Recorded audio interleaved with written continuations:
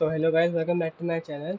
सो अब हम आगे बढ़ेंगे और भी चीज़ें देखेंगे कि हम मेटाफाइल कॉन्फ़िगरेटर में और क्या कर सकते हैं। सो सबसे पहले अपने ड्रोन कनेक्ट कर लेंगे मेटाफाइट में और ये अपने आप डिटेक्ट कर लेगा। थोड़ा वेट लेंगे, थोड़ा लोड होने में अच्छे से। ओके, अब हम स्टार्ट करते हैं। तो सबसे पहले हमने पिछली बार कॉन्फ़िगरेशन तक देख लिया था। अभी इसमें जो थोड़ी और जो चीज़ें हैं वो मैं बताऊँगा, नहीं की ज़रूरत नहीं है। और हम यहाँ से स्टार्ट करते हैं। सो जो वोल्टेज मीटर सोर्स रहता है उसको हम ऐसे नॉर्मल छोड़ेंगे, पर जो मिनिमम सेल वोल्टेज है उसको 3.3 पे रखेंगे, मैक्सिमम सेल वोल्टेज को 4.3 पे और वार्निंग सेल वोल्टेज को 3.4 वोल्ट पे। 3.4 वोल्ट वार्निंग के लिए रहेगा और 3.3 मतलब क्रिटिकल वार्निंग, मतलब बहुत जब क्रिटिकल मतलब बहुत लो हो जाती है बैटरी की सेल की वोल्टेज, तो हमें ध्यान देना है। मैक्सिमम जो रहती है लिपो बैटरी की वन सेल की वोल्टेज वो 4.2 रहती है, पर यहाँ पर 4.3 रखी, क्योंकि कोई बैटरीज ओवरचार्ज हो जाती है। तो अगर 4.3 से ऊपर ज़्यादा हो जाए तो वार्निंग दिखा देगा, क्योंकि इसका सिंपल सी बात है, बैटरी ख़राब है या फिर ये दिक्कत हो सकती है। जब हम फेल सेव पर आएंगे, ये सबसे ज़रूरी है। सबसे पहले बता दूँ होता क्या है। जब भी आपका ड्रोन बहुत दूर चले जाता है, या फिर दूर भी नहीं, मतलब बीच में वो सिग्नल लॉस करता है बहुत हल्का सा, मतलब लॉस करके 1 सेकेंड में वापस आ गया सिग्नल, तो तब स्टेज 1 वाला हमारा फेल सेफ होता है। स्टेज में हमने यहाँ पर रखा है, इसका मतलब ये होता है, अगर आपका, बता देता हूँ पहले क्या होगा। अगर आपका समझ लीजिए 1 सेकेंड है, आपने कहीं लिखा हुआ है, तो 1 सेकेंड में अगर आपका ड्रोन, मतलब आपने कहीं लेकर गए ड्रोन को दूर, आपका एकदम से सिग्नल लॉस हुआ वापस आ गया, तो तब स्टेज 1 एक्टिवेट हो जाता है। जैसे ही सिग्नल लॉस हुआ स्टेज 1 एक्टिवेट हो जाता है। पर अगर वापस भी आना है तो उसके लिए चीज़ करनी पड़ती है, वो है ये गार्ड टाइम। ठीक है, तो guard time stage for activation, तो ये इसका ये मतलब है, अगर 1.5 सेकेंड्स के बाद, अगर 1.5 सेकेंड्स के बाद हमारा सिग्नल वापस रिगेन नहीं हो पाता, पर उसके बाद हो जाता है, तो हमारा स्टेज 2 में चले जाएगा। भले ही वो रीगेन हो गया, पर वो 1.5 सेकेंड्स के बाद रीगेन हुआ, तब वो स्टेज 2 में चले जाता है। तो यही है, अगर आपका ड्रोन फर्स्ट स्टेज 1 का ये रहता है, अगर आपका टाइम यहाँ पर 1.5 सेकेंड्स है और आपका ड्रोन में बीच में ड्रॉप आउट हुआ और वो 0.4 सेकेंड्स के लिए वो वापस रीगेन हो गया, और ऑब्वियसली वो 1.5 से कम है, तो आपका ड्रोन नॉर्मली हो जाएगा, आपका वापस सिग्नल रीगेन हो जाएगा, आप ड्रोन उड़ा सकते हैं। पर अगर आपका जो ड्रोन का जो सिग्नल लॉस है वो 1.5 सेकेंड्स तक नहीं आया, तब वो स्टेज 2 में चले जाएगा। अब स्टेज 2 में ये होगा, हम लेंगे कि स्टेज 2 में क्या करना है, क्योंकि उसके बाद डायरेक्ट फेल से जाएगा और कुछ नहीं कर सकते उसके बाद। सबसे वैसे आप ड्रॉप पे ही रखिए, लैंड पे मत करिए। अगर आपने लैंड करवाया कहीं से, तो समझे आपने कहीं दूर ले गए, पर आपको पता नहीं कहाँ पर लैंड है, और पेड़ पे लैंड हो गया तो प्रॉब्लम हो जाएगी। तो ये बिल्कुल भी मत करना है। लैंड मैं आपको बिल्कुल भी प्रेफर मत करूँगा, कभी मत लेना इस वाले ऑप्शन को। ड्रॉप का सही रहता है, हमेशा ड्रॉप ही चूज़ करना है। देन जीपीएस रेस्क्यू में क्या रहता है, आपका वो एक इनिशियल एल्टीट्यूड ले लेगा, कि आपको बस जब जैसी फेज से एक्टिवेट होगा तो वो एक एल्टीट्यूड ले लेगा कि इतने एल्टीट्यूड पर मुझे वहाँ पर ड्रोन वो हो जाएगा अपने आप। And then decent distance metres, ये अब थोड़ी और एडवांस चीज़ें हैं जो जीपीएस आप लगाते हो ड्रोन में तब यूज़ होती हैं फेल सेफ के लिए। पर मैंने इसको भी बारे में मेरे ज़्यादा पढ़ा नहीं, क्योंकि मेरे में जीपीएस नहीं यूज़ है, तो मैं इसको भी छोड़ देता हूँ। अब हम यहाँ पर आएंगे। अगर हमारा जो चैनल फीडबैक सेटिंग्स में, यहाँ पर आपको कुछ नहीं छेड़ना, बस ऑक्स 1 पर आना है। अगर आर्म है, hold means maintain the last good value receive. Hold मतलब जो भी ये लास्ट वैल्यू थी आर्म में, मतलब मैंने ड्रोन को तो आर्म करके ही रखा है, तो वो आर्म ही रह जाएगा ड्रोन, पर वो उड़ेगा नहीं, पर आर्म ही रह जाएगा। ऑटो, यहाँ पर ऑटो रखा है, इसका मतलब है कि ड्रोन की जो टोटल लेगी वो ऑटो सेंटर में चली जाती है, मतलब सॉरी सेंट्रल मीनिंग, टोटल 0 पे चले जाता है, पर रोल पिच या सेंटर में हो जाते हैं। मतलब अगर आपने रोल कर रहे हो ड्रोन को, पर तभी फेज से एक्टिवेट हो गया, तो आपका ड्रोन सीधा हो जाएगा, और आपका टोटल मतलब आपका जो ड्रोन रहेगा उसका रोल पिच या सेंटर हो जाएगा, सीधा हो जाएगा ड्रोन, और जो टोटल रहेगा वो ड्रॉप हो जाएगा। पर हमने तो आर्म कर रखा है ड्रोन को, तो वो आर्म ही रहेगा। इसको हमें हटा, यहाँ से हम होल्ड पे छोड़ देंगे, मतलब जो लास्ट वैल्यू थी वही रहेगी, हम इसको सेट नहीं कर सकते। सेट नहीं करना, होल्ड पे रखना है, ठीक है। होल्ड ही रहेगा, ऑटो नहीं रहेगा यहाँ पे शायद से। देन हम आएंगे अपने ऑक्स टू पे, एंगल मोड और बीपर मैंने सेट कर रखा है यहाँ पे। तो मेरा जो लास्ट मोड था वो था मेरा एंगल या बीपर। देखिए बीटा फ्लाइट में एक्रो मोड का ऑप्शन होता है, पर वो एक्रो ट्रेनर का ऑप्शन होता है। तो अगर आप बिना एंगल या बीपर के उड़ा रहे हैं, मतलब आपने ड्रोन को बिना कुछ उसका फ्लाइट मोड सेटअप करे उड़ा रहे हैं, तो आपका बिल्कुल फुल एक्रोबैटिक रहता है, तो आप उसमें फ्लिप्स भी कर सकते हैं। पर अगर आपने एक्रो ट्रेनर ले रखा है तब उसमें क्या रहेगा, आप एक्रो की तरह उड़ा सकते हैं पर आप उसमें फुल एक्रोबैटिक नहीं कर सकते, तो इसकी ये मेन प्रॉब्लम है, तो इसी को ध्यान देना है। तो यहाँ पर मेरा तो चलिए, मैं तो अगर जब दूर उड़ाता हूँ, दूर तो वैसे उड़ाऊंगा नहीं, पर यहाँ पर मैं इसको सेट पे नहीं छोड़ूंगा, होल्ड पे रख दूंगा। जो भी लास्ट वैल्यू थी, मतलब जो लास्ट मेरा था, एक्रो पे ही रह जाएगा ड्रोन, और एक्रो पे ही वो नीचे ड्रॉप हो जाएगा, गिर जाएगा। और अब आप सेट करेंगे तो यहाँ पर ऑटो होल्ड का ही रहेगा, ऑक्स वन का। यहाँ पर ऑटो का ऑप्शन नहीं रहता, देख सकते हैं किसी में भी। देखिए जो जो सेटअप भी नहीं कर रखे उनमें होल्ड ही रहेगा, तो वो मतलब आर्म ही आर्म रहेगा, और आर्म में वो ऑक्स वन में वो होल्ड, और ऑक्स टू में मतलब जो भी मोड सेटअप कर रखा था उसमें नीचे गिर जाएगा। एक और चीज़ समझाता हूँ, पहले मोड्स में जाते हैं। अभी जब मेरा आर्म है वो यहाँ पे होता है, जस्ट अ सेकेंड में इसको डिस्कनेक्ट करके वापस डिस्कनेक्ट करता हूँ। तो एक सेकेंड में अपना रिमोट एड कर लेता हूँ। तो अब मैं अपने रिमोट सेट कर लिया। अब ये कर्सर जो ये वाला ठीक पोजीशन पे है, तो मेरा भी ड्रोन दिशाम है। अभी मैंने आर्म करा तो यहाँ पर आ जाएगा वैल्यू पे। तो अब ये है, तो यहाँ पर वैल्यू पढ़ सकते हैं कि किस वैल्यू पे जा रहा है। तो 2000 पर गया और लो पे 1000 पर है, और मिड वैल्यू जो रहती है 1500 पे रहती है, पर आर्म में नहीं रहेगा क्योंकि मेरे में 2 पोजीशन स्विच है। और जैसे मैं 3 पोजीशन से स्विच करूँ तो लो पे 1000, मिड पे 1500 और मैक्सिमम पे 2000। तो ये है, मैंने सेंटर में एक्रोबैटिक रखा हुआ है, मतलब कोई सेटअप नहीं कर रखा। अगर एक्रो ट्रेन लगाऊंगा तो आपको पता है कि वो मैं इसमें वो सब नहीं कर पाऊंगा।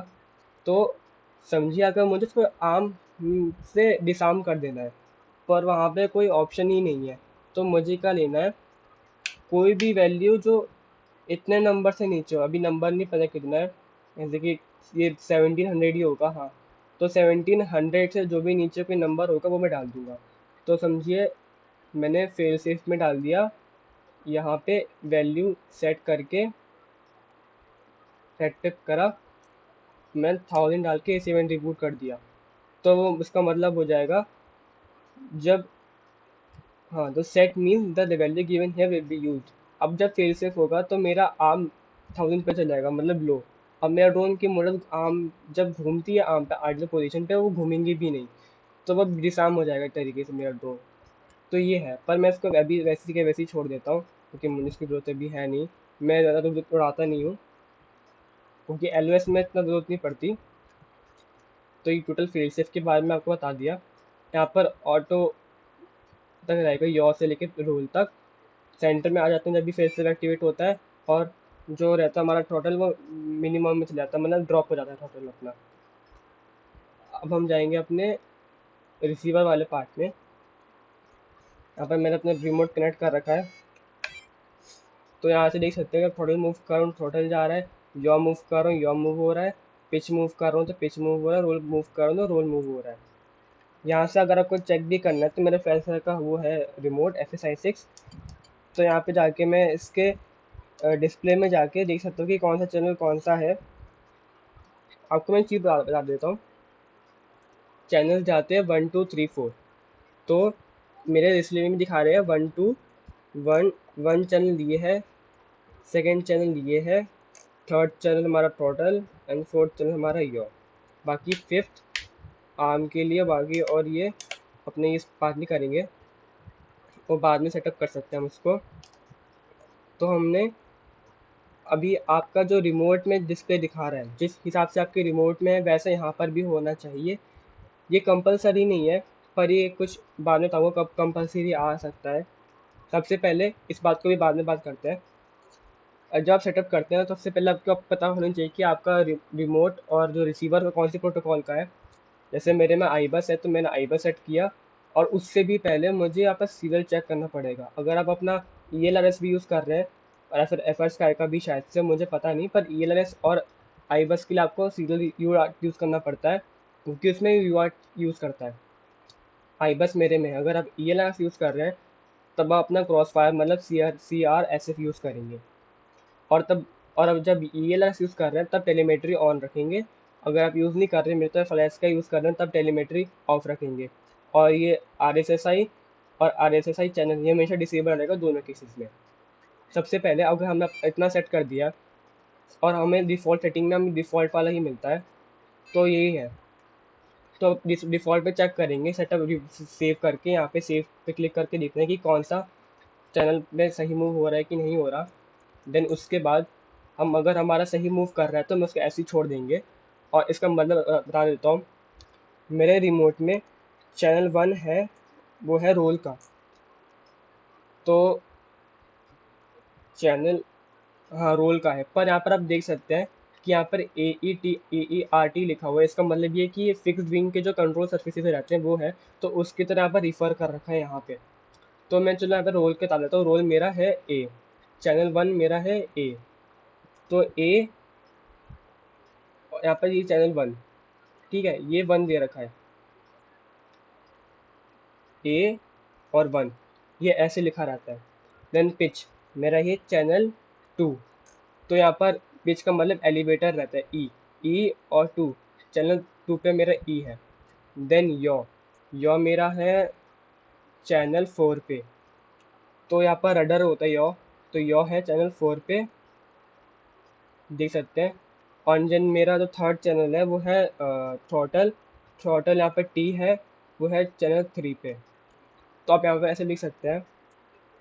अगर आपके रिमोट, देखो ऐसे ये सेटअप हो गया, आप इसको लिख भी सकते हैं खुद से मैन्युअली, पर और अगर आपके में ये काम नहीं कर रहा तो आप किसी और का भी चेक कर सकते हैं।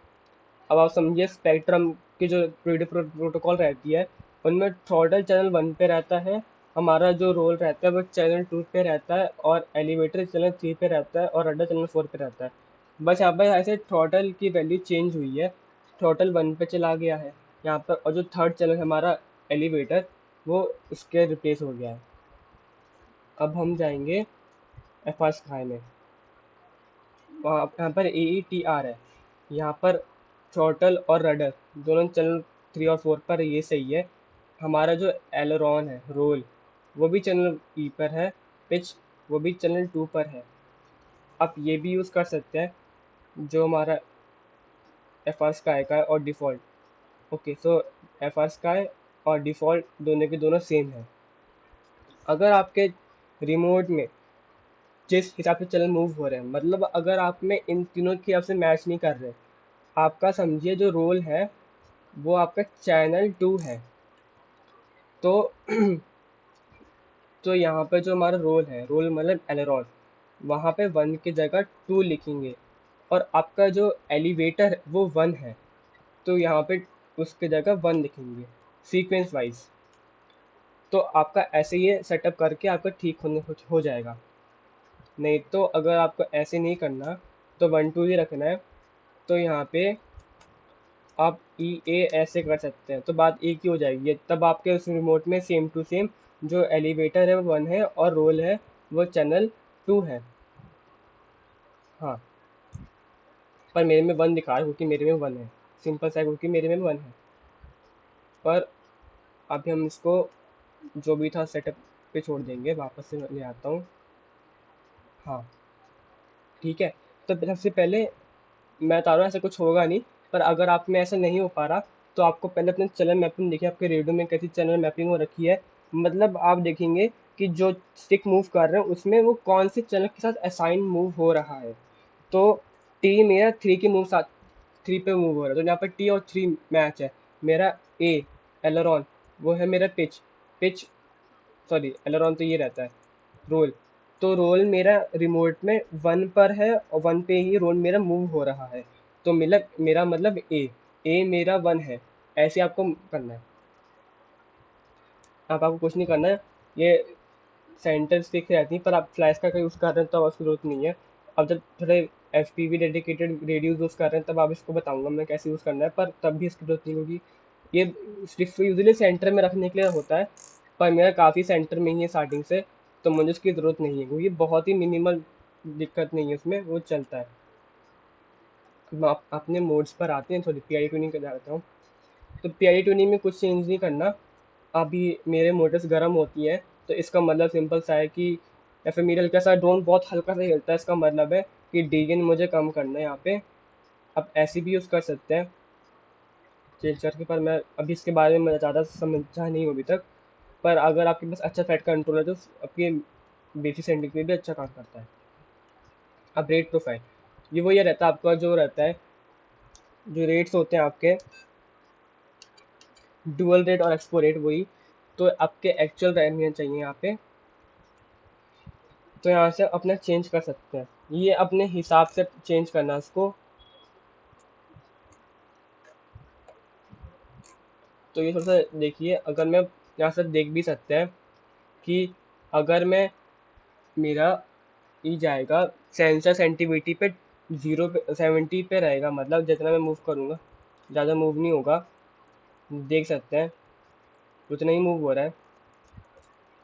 पर जैसे ही मैं थोड़ा दूर जाऊँगा एकदम से इसका रोल बढ़ जाएगा, एकदम से बढ़ेगा। ये थोड़ा सा ऐसे वैसे ज़्यादा एकदम से बढ़ेगा, क्योंकि मैंने अपने रिमोट में वैसे सेटअप कर रखा है इस वजह से। ठीक है, यहाँ पर अपना एक्सपो भी चेंज कर सकते हैं। एक्सपो का मतलब मैं दिखा देता हूँ क्या होगा। मतलब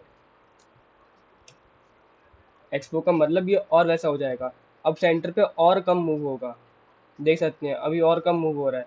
पर जैसे मैं दूर ले जाऊँ तो एकदम से एकदम स्पीड बढ़ जाएगी इसकी। तो मैं इसका 0 कर देता हूँ वापस। अब देख सकते हैं अभी उतना तेज, हल्का सा बेटर तेज मूव करेगा, पर उतना ही है। मैक्सिमम वैल्यू हम चेंज नहीं कर सकते। मैक्स रेट जो हमारा 670 डिग्री है, इसका मतलब ये है कि ये ड्रोन 670 डिग्रीज मूव कर देगा 1 सेकंड में। जब मैक्सिमम अपने ड्रोन पे जाएंगे तब हम फ्लिप करना होता है, तो ये 1 सेकंड में 670 डिग्री मूव कर जाएगा। पहले मैं ड्रोन को सीधा पे लाता हूँ आपको समझाने के लिए। तो मैं अच्छा अब समझिए सीधा है, तो मैंने 1 सेकंड के लिए रखूँगा एक, तो देख सकते हैं 360 मुड़ा, पर उससे लेकर ज़्यादा मुड़ा, तो यही रहेगा। अगर आपने यहाँ पे मैक्स सेट रखा हुआ है 360, तो आपका जो ड्रोन रहेगा वो 1 सेकंड में पूरा घूमेगा, पर वो 360 डिग्री घूमेगा 1 सेकंड में। अगर यहाँ पर मैंने 200 रखा तो और लो हो जाएगा वहाँ के। तो मैं 360 लिख देता हूँ, तो देख सकते हैं अभी मैं फुल मूव करूँगा तो ये 1 सेकंड में 360 मूव करना चाहिए एक। अगर मैं यहाँ पे 850 रखूँगा तो 850 में इतना मूव होना चाहिए, तो एक। जी कितना मूव हुआ 1 सेकंड में? एक, इतना मूव हो गया। तो जो हमारा डिफ़ॉल्ट वैल्यू थी मैं उस पर छोड़ देता हूँ, क्योंकि वही सही थी मेरे हिसाब से। तो अगर आपको मैं बता रहा हूँ, अगर आप बेटा साइड से चेक अपनी रेट फाइल भी चेंज कर सकते हैं, वो ज़्यादा बेटर रहेगा मेरे हिसाब से। ये आपको नहीं चाहिए, बहुत हाई प्रोफेशनल लोग यूज़ करते हैं। हम पी आई डी प्रोफाइल में थोड़ा इसमें वो करेंगे थोड़ा से कि क्या क्या काम करता है, मैं और पढ़ूंगा उसके बारे में, देन आपको मैं बताऊंगा। अब हमने मोड्स में आते हैं, ये अपना सबसे लास्ट सेटअप है, इसके आगे हमें कुछ नहीं करना। हमें यहाँ पे सबसे पहले ऐड रेंज पे क्लिक करना होता है, एंड देन हमें यहाँ पे अपना स्विच मूव करना होता है, और वो देखिए अपने आप डिटेक्ट हो गया मेरा स्विच। तो ये अब मुझे होराइजन मोड सेंटर में रखना है, तो मैं सेंटर पे ही मेरा है। अगर मुझे होराइजन मोड फुल पे रखना है तो मैं यहाँ पे अपने मूव कर दूंगा कर्सर को, पर मुझे होराइजन मोड नहीं चाहिए तो मैं इसको नहीं करूँगा कुछ, वापस से मैं ऐसे कर देता हूँ। आपको आर्म के लिए भी वैसे करना है, आपको ऐड रेंज पे क्लिक करना है, देन यहाँ पे ऑटो लिखा होगा पर, और तब आपको अपना मूव स्विच करना है, और जो अभी अपना स्विच यूज़ करेंगे आप ऑप्शन ही यूज़ करिए। आपने वो मूव किया और वो अपना सेटअप हो गया, और आपको मेरे में जब स्विच नीचे कर रहा हूँ तब आर्म हो रहा है, ऊपर कर रहा हूँ डिसआर्म हो रहा है। आपको ऐसे सेटअप कर लेना, बहुत आसान है। एंगल में भी वही किया है मैंने, ऑक्स 2 पे रखा है, तो सबसे ऊपर मेरा एंगल पे रहेगा, मिड पे मेरा फुली एक्रोबैटिक रहेगा, और नीचे बीपर मोड जो दिखा सकते हैं यहाँ पर है। देन यहाँ पर आपको अपने चैनल मैपिंग भी करनी पड़ेगी पहले। अगर आपके रेडियो में ऑक्स 1 और ऑक्स 2 सेटअप नहीं हो रखे, तो आपको, मेरे में तो सिंपल सा है, तो मेरे में फ्लैश में ऑक्स चैनल वाले पार्ट पे जाके वहाँ से मैं इसका चैनल भी चेंज कर सकता हूँ। ठीक है, तो वहाँ पर आप चैनल ऊपर लिखा होगा, एंड देन चैनल के नीचे सोर्स रहेगा। सोर्स मतलब वो चैनल आपको किस पेज पे असाइन करना है। मैंने स्विच ए पे असाइन कर रखा है, जिसपे मेरा ऑक्स 1 है। चैनल 5 हमेशा ऑक्स 1 रहेगा, channel 6 aux 2, channel 7 aux 3, channel 8 aux 4, ऐसे ऐसे बढ़ता जाएगा। मैंने और अपना चैनल जो मैंने 6 रखा हुआ है, जो 5 जो ऑक्स 2 है मेरा चैनल, वो मैंने स्विच सी पे रखा हुआ है। अगर मैं उसको किसी और बटन पे कर दूंगा, सोर्स मतलब बटन चेंज कर दूंगा, तो वो ऑक्स 2 चैनल 6 ही रहेगा, पर वो मैं उस इस वाले जो अभी स्विच यूज़ कर रहा हूँ, मुझे कोई समझे एज स्विच डी यूज़ करना पड़ेगा। तो इसमें ऐसा है। ठीक है, और आज के लिए इतना ही। Thank you for watching, bye bye.